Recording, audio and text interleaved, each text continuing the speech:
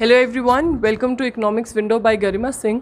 Today we are going to do income method part 2 where we will be discussing the numerical of this particular method, how to solve it. Before I start today's lecture, I would request all of you to please like, share and subscribe to Economics Window by Garima Singh. From now onwards, I will be more regular and consistent on this channel, so kindly share it as much as you can. Now, starting with our today's content, we'll be discussing the numericals. Let's see the very first question.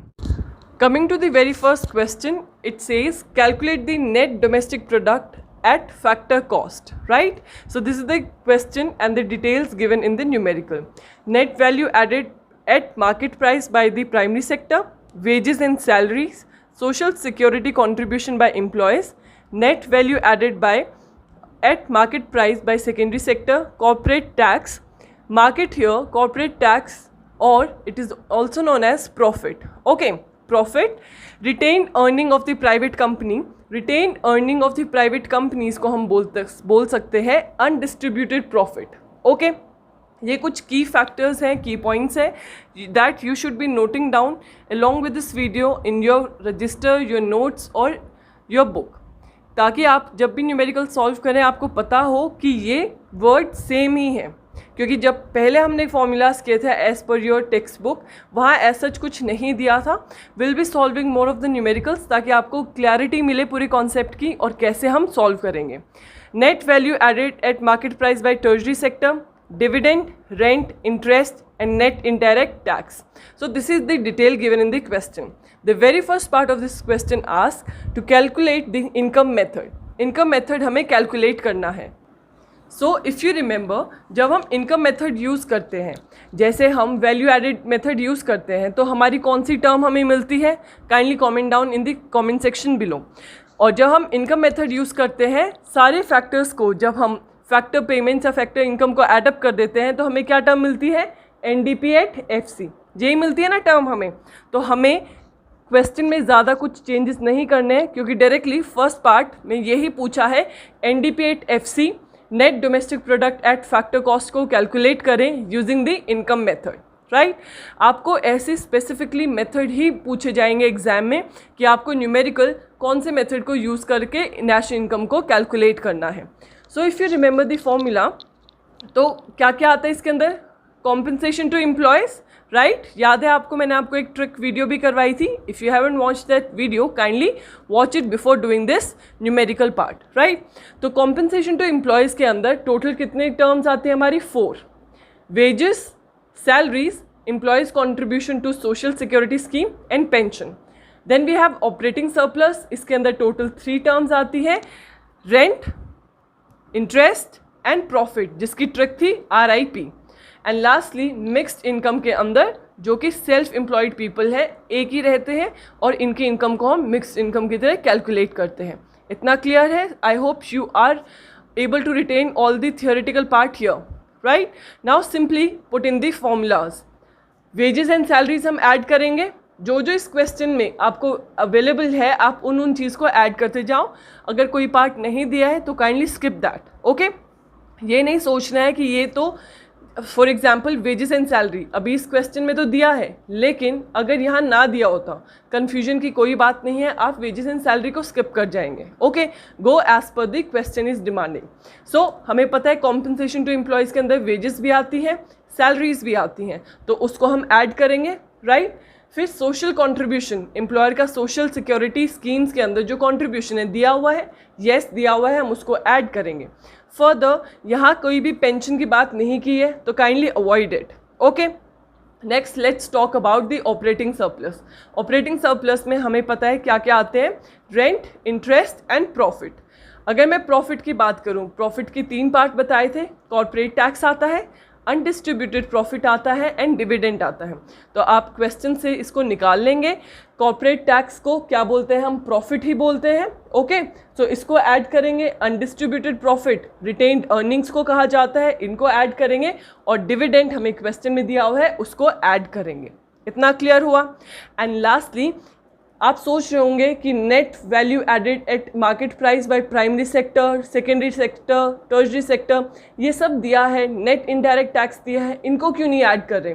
अगर आपको formula याद है तो हम इसके अंदर सिर्फ 3 components को कंसिडर करते हैं, income.com, याद है ना ट्रिक? तो इसलिए बाकी की चीज़ों को हम इग्नोर करेंगे। लेकिन अगर ये पूछा होता calculate it using the value added method, जब हम इन सब चीज़ों को इग्नोर करते हैं और वैल्यू एडेड में हम GVA बाय ईच सेक्टर को कंसिडर करते हैं। इतना क्लियर है? इतना क्लियर है तो आपको बस अभी क्या करनी है, वैल्यूज पुट करनी है from the table, just put in the values, add it up and you will get your net domestic product at factor cost, and this is your answer. This very first part of this numerical is clear to you all. Continuing with the same question, let's see the second part. The second part says you need to calculate the net domestic product at factor cost by using the value added method. Okay, अगर आपको याद है value added method के अंदर हमें क्या मिलता है? हमें क्या मिलता है? हमें GDP at market price. Okay, और हम value added method में या product method में हर sector का contribution add करते हैं, करेक्ट? इतना तो GDP at MP निकालना है पहले मुझे, तो मैं क्या करूँगी? GVA जो वैल्यू एडेड हर सेक्टर ने की है उसको एडअप करूँगी। क्वेश्चन के अंदर net value added by primary sector, secondary sector and tertiary sector is already given, just simply put in the values, you will get GDP at MP, gross domestic product at market price, which is equal to 3000. Okay, but the question is asking for what? The question is asking for net domestic product at factor cost. And if you remember from the trick or the formula video, I have told you earlier also that अगर मुझे gross concept से net के concept पे जाना है, right? तो मुझे क्या माइनस करना पड़ेगा? मुझे माइनस डेप्रिसिएशन करना पड़ेगा। और फैक्टर कॉस्ट के लिए मुझे क्या चेंज करना है? इसमें मुझे चेंज करना है मार्केट प्राइस को। तो मार्केट प्राइस से जब मैं फैक्टर कॉस्ट पे आऊँगी तो मुझे नेट इनडायरेक्ट टैक्सेस और NIT को डिडक्ट करना पड़ेगा, सब्सट्रैक्ट करना पड़ेगा और सब्सिडीज़ को एडअप करना पड़ेगा। इतना सबको याद है? Now let's see the formula क्या बन गया। NDP एट FC निकालने के लिए GDP एट MP हमारे पास है minus depreciation minus net indirect taxes plus subsidies. But if you will see the question again, हमें क्या दिया हुआ है? हमें हर सेक्टर की नेट वैल्यूज़ दी हुई है। नेट वैल्यूज़ मतलब नेट का कॉन्सेप्ट ऑलरेडी इज़ गिवन, तो नेट का हमें पूरा वैल्यू दी हुई है, तो हम डेप्रिसिएशन को यहाँ क्या कर देंगे? हम स्किप कर देंगे। क्यों? क्योंकि क्वेश्चन में it is already given net value added by each sector, primary, secondary and tertiary, इसलिए डेप्रिसिएशन हट जाएगा यहाँ से। ओके, तो डेप्रिसिएशन क्वेश्चन में कहीं दिया भी नहीं हुआ है, इट इज़ बिकॉज क्योंकि नेट वैल्यूज़ ही दी हैं हमें। ओके, अब उसके बाद हम वैल्यूज़ पुट करना शुरू करेंगे। GDP एट MP कितना आया था? 3000।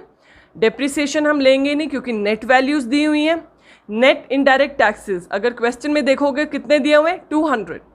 और सब्सिडीज़ मेंशन नहीं है, और जो चीज़ मेंशन नहीं होगी क्वेश्चन में will go as per the question and will skip that. Okay, तो सिंपली अगर आप वैल्यू पुट करोगे 3000 माइनस 200, आपका आंसर क्या रहेगा? 2800। आपने एक चीज़ और नोटिस की बच्चों कि जब हमने सेम क्वेश्चन को 2 मेथड से निकाला, first part as well as second part, तो दोनों के आंसर्स क्या थे? आंसर्स सेम आए थे। इट मीन्स अगर आपको चेक करना है आपके जो क्वेश्चन है आपने करेक्टली सॉल्व किया है कि नहीं, काइंडली मैच द आंसर्स, क्योंकि मेथड कोई भी हो आपके आंसर सेम रहेगा। Okay, so coming to the second question, before we proceed guys, again I would like to request kindly like, share and subscribe to Economics Window and share this video as much as you can. So the second question says calculate the gross national product at MP means market price. Yes, कई बार क्या होता है CBSE specifically कोई method mention नहीं करती है exam में, तो students tend to get confuse हो जाते हैं कि अब इसको कौन से मेथड को यूज़ करके हम निकालें। Number 1 rule is go through the question. आप देखें क्वेश्चन के अंदर मैक्सिमम टर्म्स किस मेथड की दी हुई है। ओके, उसको यूज़ करते हुए आप आगे इस न्यूमेरिकल को सॉल्व करेंगे, राइट? और जब आपकी टर्म आ जाती है, जैसे हमें पता है कि अगर मैं वैल्यू एडेड मेथड यूज़ कर रही हूँ तो मेरे पास क्या आएगा?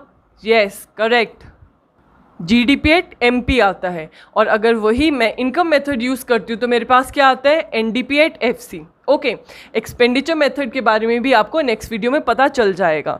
तो सिमिलरली हम जो क्वेश्चन डिमांड कर रहा है उसको फर्दर उस टर्म को कन्वर्ट कर सकते हैं by using the aggregate formulas, right. If you will see this question, क्या क्या दिया हुआ है, compensation to employees, interest, rent, profit, employer contribution to social scheme, dividends, consumption of fixed capital, or which is also known as depreciation, net indirect taxes, net export, factor income to abroad। अब यहाँ एक term change हुई है, क्या कि यहाँ factor income from की जगह क्या दिया है बच्चों, टू दिया है, राइट। फ्रॉम का मतलब बाहर से आ रही है, टू मतलब ये इनकम जा रही है।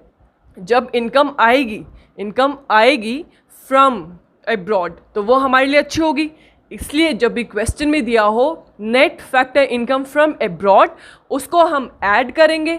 लेकिन अगर दिया हो नेट फैक्टर इनकम टू मतलब हम दे रहे हैं बाहर, ओके, तो उसको हम माइनस करेंगे।